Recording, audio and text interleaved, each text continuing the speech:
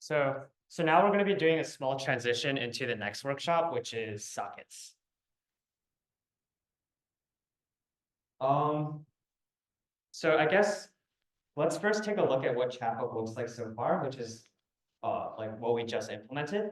So first of all, like we just set up like our chat interface, and we have a bunch of like messages that are being rendered and pulled from our database. Every time we send a new message, it gets posted to our database.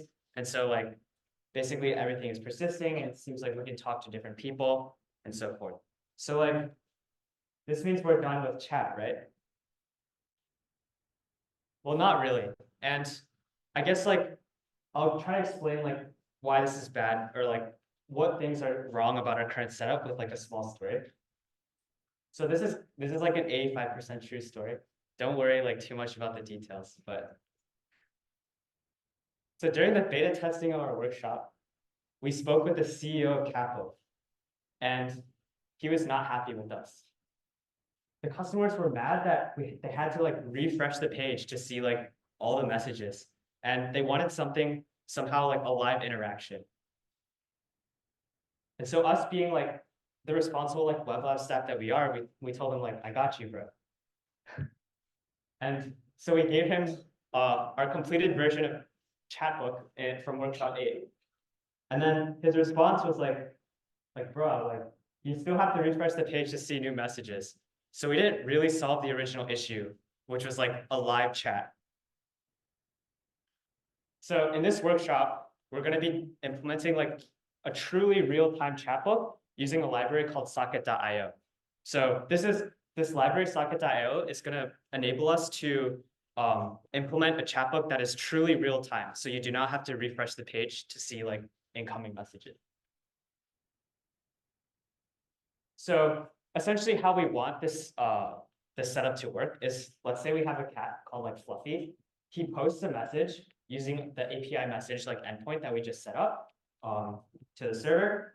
And we want the server to be able to tell all other recipients in like the global chat, for example, Whiskers and Joe, like, hey, Fluffy just sent this message called meow. So you should render it on the browser and it should like show up.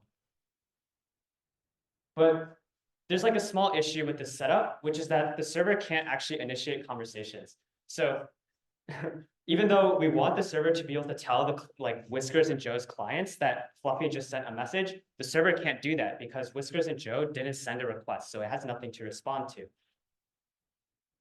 So this is like one limitation of HTTP, which is that the server cannot send data to the client unless a request is made first. So in particular, like the server can't just randomly tell like other clients that someone sent a message. So how do we fix this issue? One solution is to use something called polling, which is where we take everyone's client and we have that client send a request to the server, let's say every like 5 seconds. Like, so for example, let's say we have Joe's client sending a request to the server. Hey, do you have any new messages to render? And then maybe this happens like a few times back and forth. And eventually when someone does send a new message, the server will be able to respond like, yes, this client said this message, and so now you can render the message on your page. So there are a few reasons for why this might not be optimal. So for example, let's say we're sending this request every like 5 seconds, and we're trying to have a real-time conversation with Fluffy. Well, if Joe and Fluffy are going back and forth, it's kind of inconvenient to only receive or like load the new messages every like 5 seconds. So it sort of hinders like the real-timeness of the conversation. And also, we know that Joe and Fluffy aren't going to be like messaging in the global chat like all the time. So like there will be lots of times when the chat book is like idle, but there's still like this like influx of like requests coming from like every 5 seconds from like every single client, and that's like very expensive for the server. So this is not really like the best solution. But what if there was a way to just teach the server to initiate conversations? And it turns out there is, using this library called socket.io.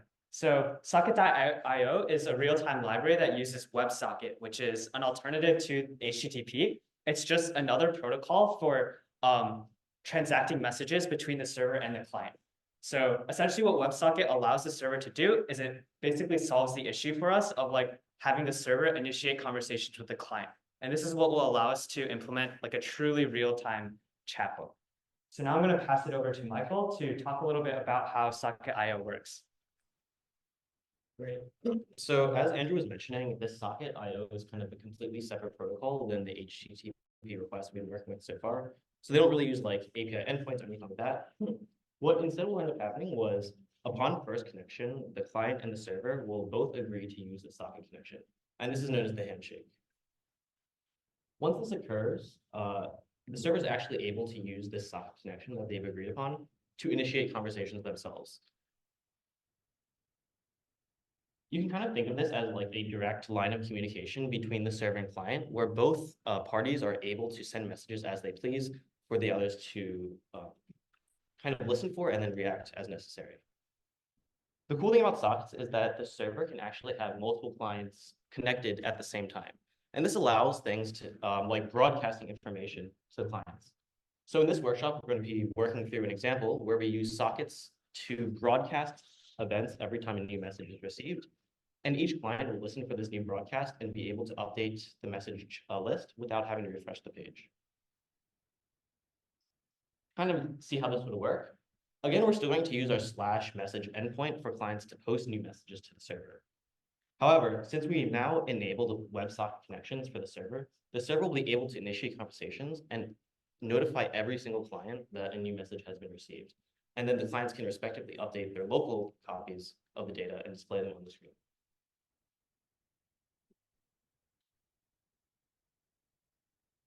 As kind of a high-level overview of how this is going to work, there's going to be two main components.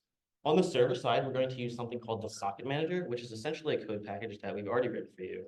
And we're going to use that socket manager to emit a message event or any type of event to all the clients. So this is this kind of top syntax here, where we use this .emit. We name an event, and we can pass data alongside that emission as well. The second half would be on the client side, where we use this socket.on syntax to listen for an event name, and then write a callback function to teach the client how to respond when they hear that event. And we'll see many examples of it, so don't worry if it's not super clear so far. You can kind of draw this as an analogy to like students and professors in a class. So we can take our good friend Gil Strang here, and let's say that he's teaching a semester of 1806.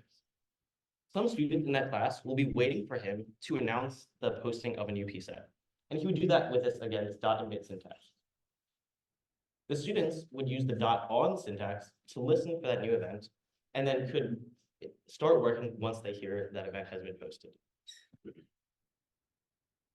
And this is kind of the same thing, but maybe a little more pseudocode. Again, for the emit syntax, we have the first argument being the name of the socket event that's being emitted. So in this case, new PSET, and then kind of some information that goes along with that message. Students will listen for that same message string and execute a callback function when they hear that message. So in this case, while the PSET's not due, they'll procrastinate. Otherwise, they'll start to solve the questions. Now, kind of turning back to our example here and seeing exactly what we want to be doing in our scenario. Again, we have the socket manager on the server.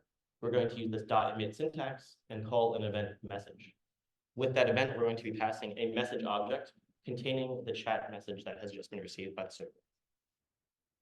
The cats, for the clients, will use the .on syntax, again, listening for the same message, and they will execute a callback function that we'll see in the coming workshop to add that chat message to their page. Does that high-level overview kind of make sense for everyone? If not, I'd highly recommend asking questions now because it's going to be a pretty important topic in the coming workshop. Okay, cool. So let's get started with the workshop. Okay. So if everyone can, again, get set up by doing git fetch. Do you want to switch laptops? Yes. Get that part and then check out workshop. So do you want to?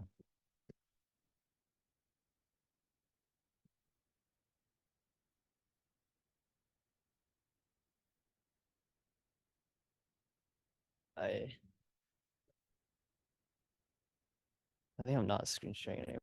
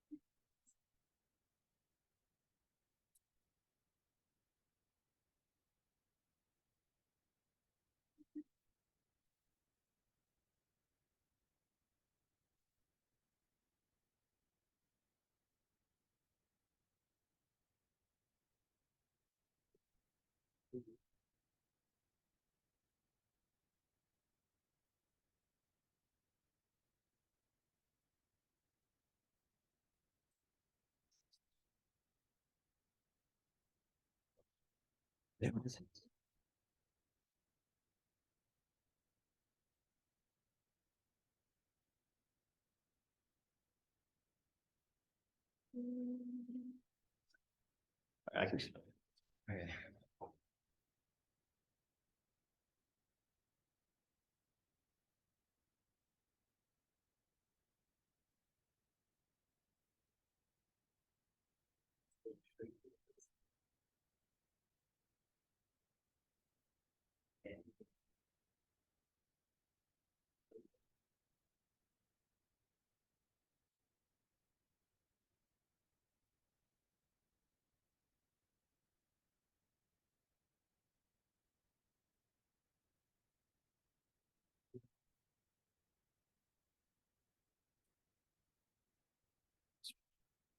So is everyone, I guess, caught up with running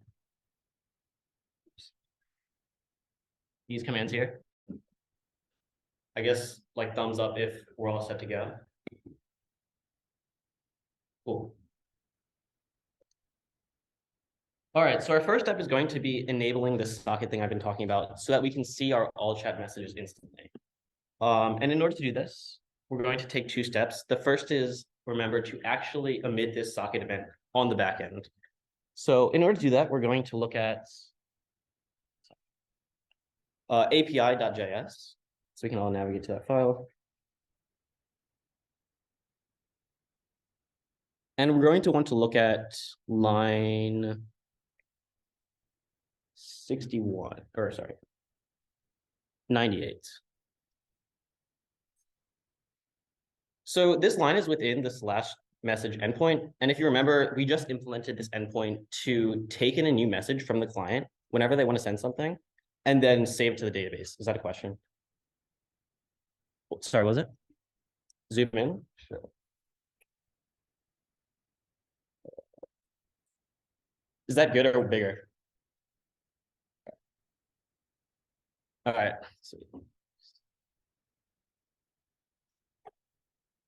Okay. So this is the endpoint that takes the new message from the client and saves it to the database. And the last thing we want to do is add that socket emission event we've been talking about. So I'm just going to type this out real quick and then walk through what exactly is happening here. But it's going to be socket manager dot get io dot emit message then message. So, and I'll give everyone a minute to type that.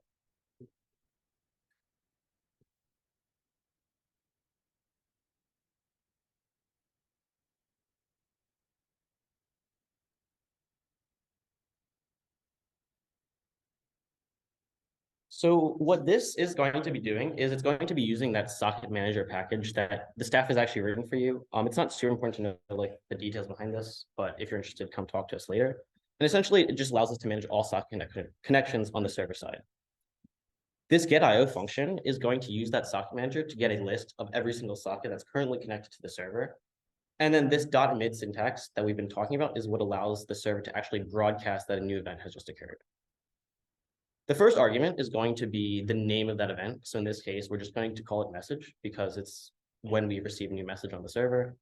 And the second argument is going to be the data that's passed alongside that message to all the clients listening to this. Yeah, so get.io will get a collection of every single socket that's currently connected to the server. So this is like, if I want to broadcast something to every single client, I'm going to use this syntax. In the next steps, we'll see how to do that to like individual clients. Great. So now that we've actually implemented this ability to broadcast from the server, we're going to now instruct the client on how to react when they listen or when they receive that broadcast. So to do that, we're going to go to chatbook.js. And we're going to look at line 67.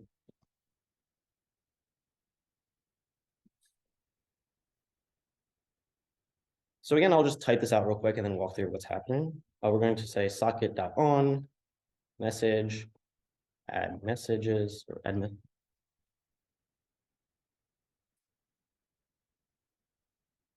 And we're gonna have this funny looking return statement here, but I'll get into what exactly is happening as well.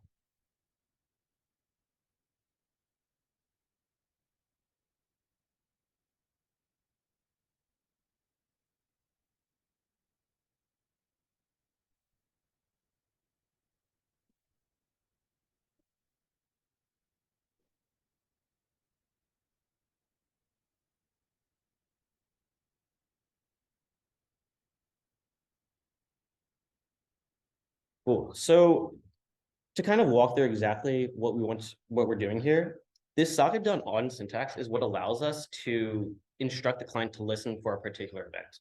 And again, it's going to be the message event that we've just broadcast from the server.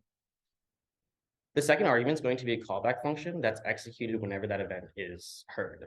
In this case, we're executing this add messages callback function that we've actually already defined for you up here. Essentially what it does is it just takes the previous active chat and then concatenates the new message to the end of the chat so that it's, the new message will be displayed as well.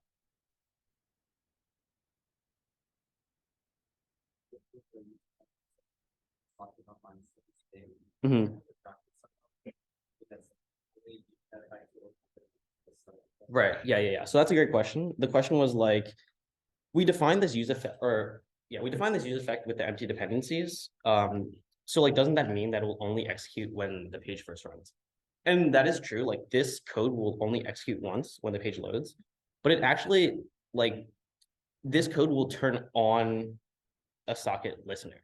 So like that listener will stay active the duration of the page. Now to kind of talk about what's happening here, if you recall from like a few lectures ago, we talked about something called a cleanup function. And that's essentially a kind of line of code that executes whenever a component is dismounted. So that could be like when the user navigates away from the page or closes the browser. Whenever that happens, the function inside the return statement will be executed. And here we're just saying like, whenever this component dismounts, we want to turn the socket off to prevent the client from still listening to those messages. This isn't strictly necessary, but it's good practice to avoid like many simultaneous sockets being open at the same time. We just want to close them when they're not going to be used anymore. And to kind of just get like a better, high level overview of what's happening. Again, the way this would work is a client would post a message to this /message endpoint whenever they want to send a new message. The message would be saved to the database. And then the server would emit this socket event called message along with the new message. Then on the client side, the clients would be listening for that message event. And whenever they receive it, they would call this add messages callback function that will add the new message to the list of messages to be displayed on the page. And finally, when the client disconnects from this page, we will turn the socket off to prevent any unnecessary like lag or anything. So does that sound good to everyone? Great. And we can actually demo this. So if we go to our Chatbook page and we log in. Ooh. So I think I forgot to start my server.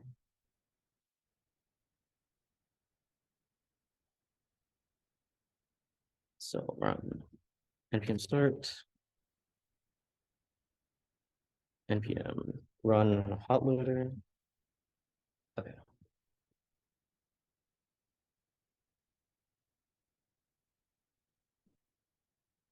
So log in. Navigate to chat, and I say, this should use sockets. And we can see that it shows up without having to refresh the page.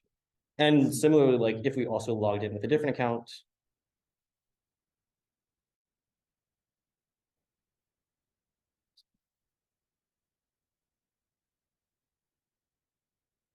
we can see that if we send from a different account, we'll be able to see it from other users as well.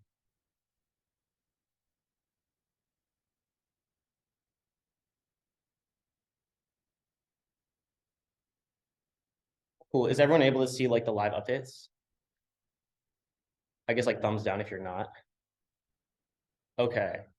If you're having trouble, do you mind adding yourself to the help queue? I'll give like a few more minutes for this step. Maybe like one of you could like just shout out if you have an error or something now.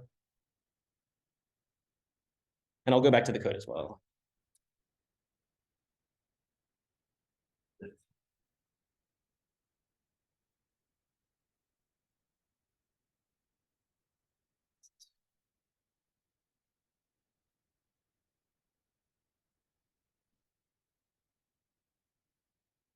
Are there people in the help queue staff? Yes or no?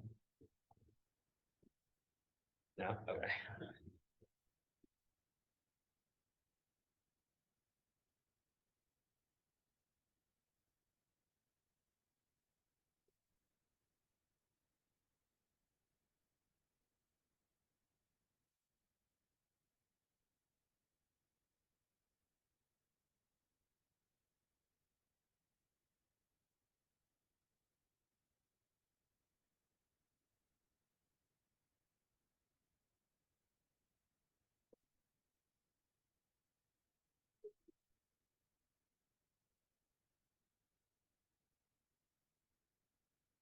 Did you want to share screen for like when you explain meetings like short numbers? Yeah. Do you want to pull this? Oh yeah, I'll just pull this. We can pull. Yes. Yeah.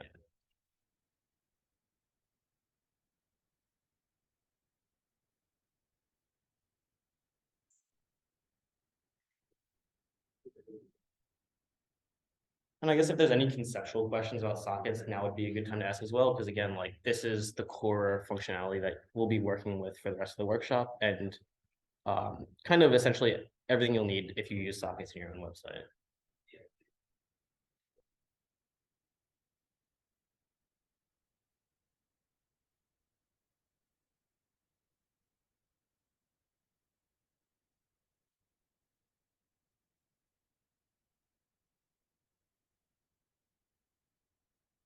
I feel like we're pretty advanced. I don't need a lecture. Yeah, yeah.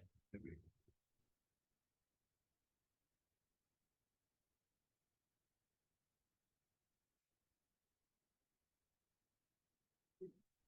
That's just the.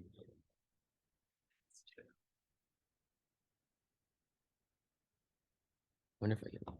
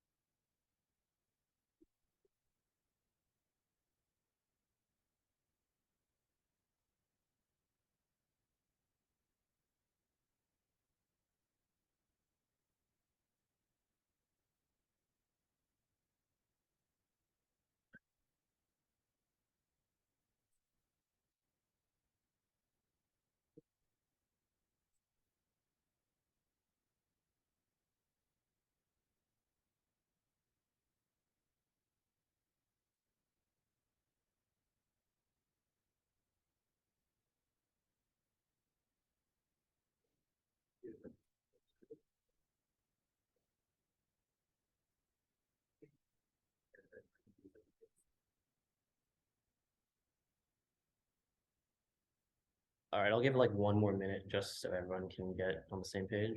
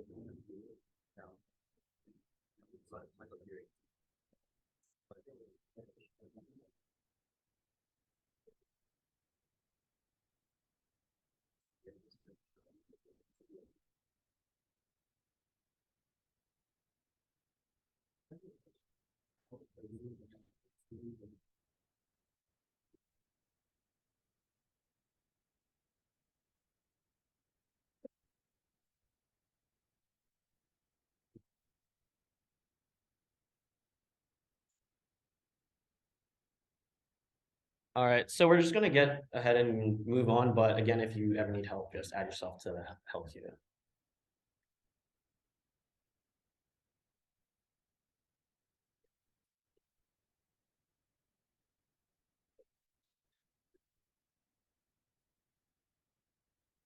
Okay, so if you want to get like caught up, you can get reset hard. Or actually, don't do this yet. We will continue with the rest of the workshop in a moment. Currently, we're having some issues with like the database, so don't worry about checking out the next step for now. But in the meantime, we're going to talk a little bit about the problem of sending DMs, because throughout workshop 8, sort of the infrastructure that we set up was so that every time we send a message, it's going into like a global chat. And now that we have the hard sockets, we want to also be able to send messages to like individual people as well. So essentially, just to highlight like what we want to happen is that, let's say we have a client like Fluffy who is sending a DM to Whiskers. So what we want to happen is that Fluffy makes a post request to the server saying like a message. And what we want to happen is we want the server to send a message to Whiskers' WebSocket with this message, so that Whiskers' like client can render the new message inside their like personal DMs. So one of the problems right now is that actually Joe will also be able to see this message, because like the io.emit function is public to every single client on the server. So actually what will actually happen in our current setup is that Fluffy will send a message and the server will broadcast like this message to like every single person, which is obviously not good if we're trying to like keep things private between two users. So in order to understand like how we can fix this problem, we have to take like a closer look at how like this like get IO function actually works behind the scenes. So again, the setup is that we have Fluffy who's trying to send a message to Whiskers. The first thing that Fluffy's client does is it makes a post request to the server, indicating that it wants to send a message to Whiskers. And what actually happens is the way that Socket.io manages things under the hood is that it actually maintains a list of like all the sockets that are currently connected to the server at the current moment. So what will happen is that socket manager.getIO returns like an IO object. You can think of it as like a controller that points to like every single socket on the client side, or like that is currently connected to the server. And then when Fluffy calls like .emit, what will actually happen is it's calling the .emit to every single individual socket that's connected to the server. So in other words, when we say socket manager.getIO.emit, it's emitting this message to every single like client, including like people that we don't want to send messages to. So you can imagine that like if we want to fix this problem, what we can do instead is if we can somehow find a way to get Whiskers' socket directly, then we could just emit the message directly to Whiskers' socket instead of having the IO objects like emit to like every single user's socket. And then we kind of will have like solved the issue of like sending a personal message. But the issue is that the server doesn't actually know which socket is Whiskers' socket. So this is like kind of like a little troll, but basically like the socket or like the server has a list of every single socket, but it doesn't actually know which client corresponds to which socket. So this is kind of an issue if we're trying to like isolate which socket belongs to which user. And basically like the way this list of sockets is initialized, or like I guess to understand like how this even happens in the first place. What happens is when you initially like connect to the server, is let's say Whisker is like connecting to the page. On the initial connection, what will happen is that there's some like internal handshake, like HTTPS handshake that is sent to the server. This is all under the hood, and this is all managed by the Socket IO library, so we don't have control over this. But essentially what happens during this handshake is that Whiskers' client agrees with the server to follow some protocols related to like the WebSocket protocol. So Whiskers' like client will essentially agree to like receive messages from the server using like Socket IO. And also like the IO object will see this client and it will add it to like the list of all sockets connected to the server. But one issue is that this like initial handshake does not include information about the user. So even though the request is made from Whiskers' client, there's nothing that happens during like the server processing of this request that does anything with the user information. So the server will like add the socket to the IO object, but it will do so blindly, and it will not like try to remember like which client actually initializes connection. It will just see that a connection happened, add it to like the list of sockets connected to the server, and then that's it.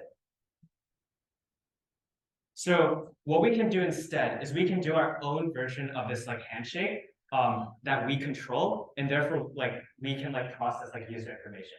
So we set up like a new endpoint called like /API/init socket that basically says like it's like basically doing the same thing as like the initial handshake. Essentially, as soon as Whiskers' socket like connects, it will send this request API init socket telling the server like, hi, like I'm a new client, in particular like I'm Whiskers and this is my socket. And in the processing of this request, we talked like a lot about this like rec.user object today, but the server will use the rec.user object to actually remember that this socket came from Whiskers. So what it will actually do is in this socket manager like thing that we've like provided for you guys, we have a function called add user, and all this will do is it will add the user to like a bunch of like global maps on the server, and all these maps do is it maintains mappings from like sockets to users and also users to sockets. So essentially what this allows us to do is it will remember like it allows us to remember like which sockets belong to which user, and also if we want to send messages to an individual user, we can also map the user back to their connected socket. So now we can use the function called socket manager.get socket from user ID. This is like a really long function name, but it does exactly what it sounds like, using the global mappings that we're storing in the server from the logic in like API init socket. Because we had those mappings, now if we know the user ID of the user that we want to send a message to, we can actually directly get their socket instead of having to rely on like the IO object, which just returns like a whole list of like anonymous sockets. And so now what we can do is if we want to send a DM to Whiskers, is that we can use this get socket from user ID, pass in Whiskers' ID, which will be like a parameter in the original post request. And then once we grab Whiskers' socket, then we can just emit the message directly, and that's and then we will have like successfully sent a DM to Whiskers. So I guess like before we move on, like does anyone or like conceptual questions about like how this all works? I will say that we have like lots of resources for this. So in particular, if you go to weblab.is/socket guide, we'll also outline like sort of what everything that just happened, and also during the workshop, we'll be like re-emphasizing and reiterating like over and over again like what's actually going on in terms of like the socket object. Also, we have like weblab.is/chatbook docs, which just has a general like documentation for how we're implementing all the socket logic into our chatbook. I think in general, like especially if you're thinking about implementing sockets in your projects, these are both like very useful guides for like understanding like sort of like the workflow for how to like use socket. But also like if you have any other questions about what's going on, because this is like kind of like very important, definitely like feel free to like keep adding yourself to the queue. All right. All right. So I guess let me reshare screen.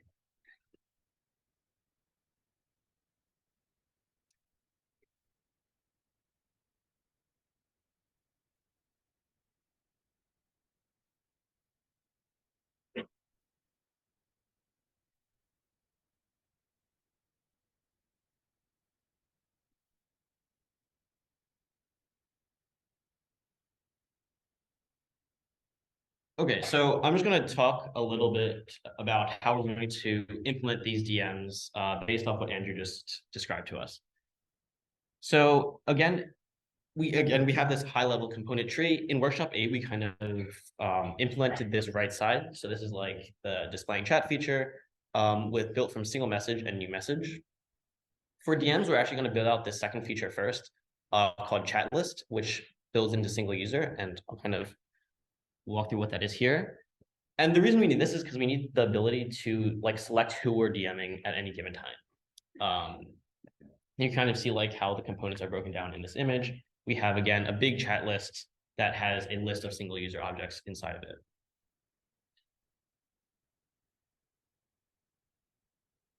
To kind of think about like what props we'll need to be passing along in order to implement this, we can first look at Chatbook, and what we'll need to add is like two things. One is an active chat, which we already have, but we'll need a way to like modify that, as well as an active users array to kind of keep a list of all the users we should be displaying in that chat list. We'll be passing down a few props we'll need for each thing. So for example, we'll need things like the user ID, the array of users to display, and which user is currently active. And I wanted to call attention to like a particular prop, which is like the set active users function, callback function. And we'll need to pass that down in order to change who the active chat is all the way down from like these single user buttons.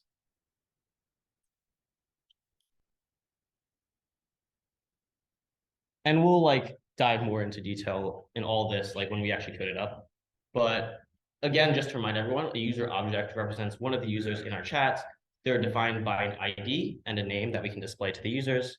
And the chat data is an array of messages, all these messages displayed here, as well as the recipient, which is kind of like the person we're currently talking to. In workshop 8, the recipient was always all chat, but in this workshop, we'll kind of extend that out to be individual users as well. At the back end, we'll need to add a few more endpoints to support this new socket identification. So as we mentioned before, we'll start off with a single socket connection. However, we're also going to need to implement this other API endpoint, this init socket that Andrew was mentioning. And again, the reason we need this is so that we can identify who the client is that's connected to our particular socket.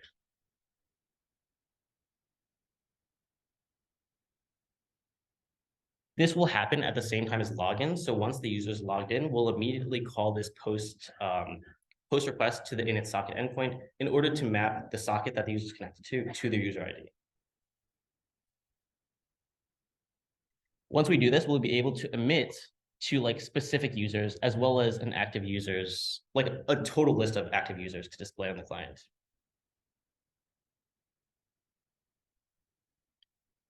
This is another endpoint we'll be implementing. Again, this is essentially a way for the clients to find out all the users that are currently connected so they can decide who to DM. And I guess let's just go ahead and get started. So could everyone git reset hard and actually git pull at this step 2? There were some like Mongo issues we needed to resolve. That should all be resolved. Just remember to pull. And then check out step 1. So I'll also go ahead and do that. So git reset -- hard, git checkout W9 step 1, and then finally git pull. And ideally, you'll see that there have been some changes made. If not, I guess add yourself to the help queue.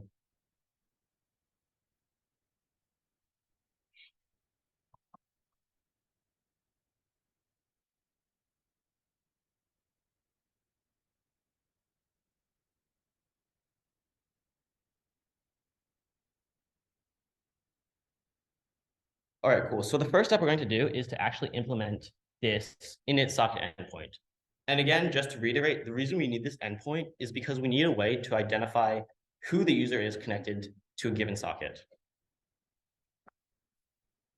So to do this, we can first open up api.js, where we define all of our API endpoints. And if you'll go to line 78, we'll see that we've set up like an empty API endpoint here. What we want to do is use that socket manager package again in order to store a mapping between all the users that are connected and their socket. And I'll type this out and then walk through it afterwards. So don't worry if this doesn't make sense at first.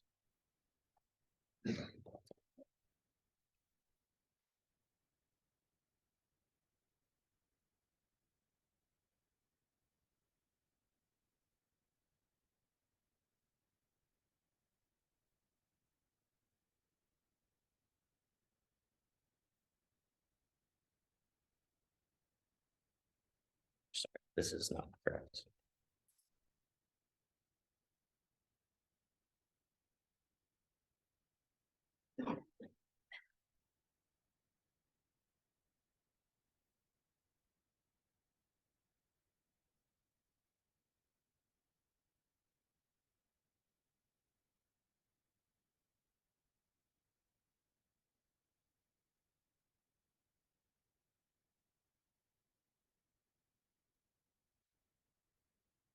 So again, to kind of step through what this is doing, this socket manager is again a package we've written for you that has a bunch of utility functions to help manage sockets on the server side.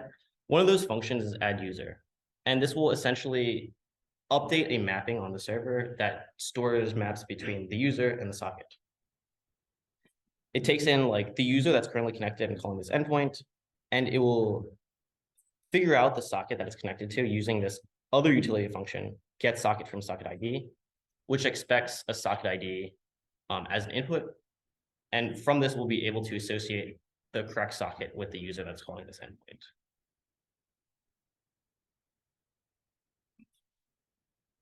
As with all API endpoints, the next step is to actually call this on the client side. So to that, we're going to navigate to app.js. And we're going to look at line 36. So here's like actually that handle login we were discussing in that earlier workshop today. And right after we log in, as we said, we want to call the init socket endpoint in order to associate that socket with the user that just logged in. So to do that, we're going to call that endpoint we just defined. And if you recall, in our definition, we need to pass in this socket ID as part of the body. So let's also do that.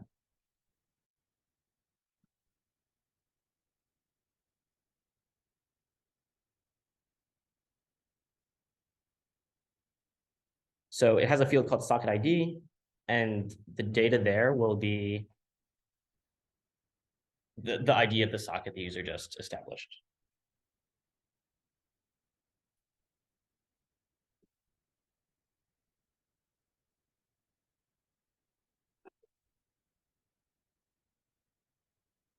So again, what's going to happen here is once we log in, once the user logs in, we'll make this post request to init socket and pass in the socket ID. On the server side, we'll listen for that endpoint call. And once we hear it, we'll use this add user function to associate the user that just called the endpoint with its socket that we can find using the socket ID we passed to the server.